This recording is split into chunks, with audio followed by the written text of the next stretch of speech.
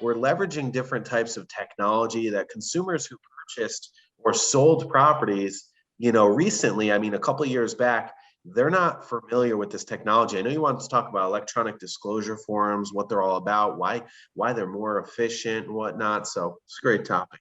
Yeah, so we use the mortgage industry is being completely revised with technology. I mean, from the initial application to receiving disclosures, applying, even from the initial application of applying for a pre-approval letter, most of it is done through electronic format and through an online service. Now, you can call up loan officers. I'm sure you can call a bunch of banks and give them some pretty basic information for them to be able to start the application and do it for you. But the majority of the customers right now are filling out the application online, and then the online applications themselves are the technology is crazy from them being able to link your bank statements up to being able to run your own mortgage calculators and stuff. It's like, I start to think to myself, is my job going to get replaced? Am I going to get replaced by a computer?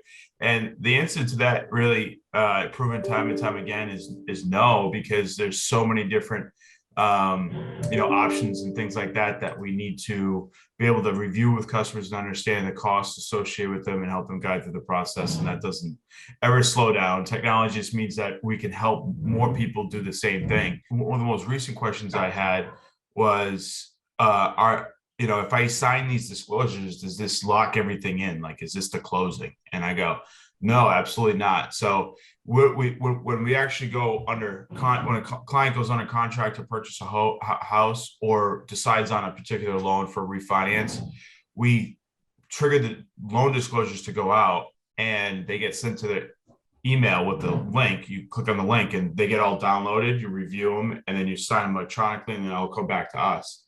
Basically, what I tell people is that review the disclosures and sign them. It's not signing that you're definitely closing.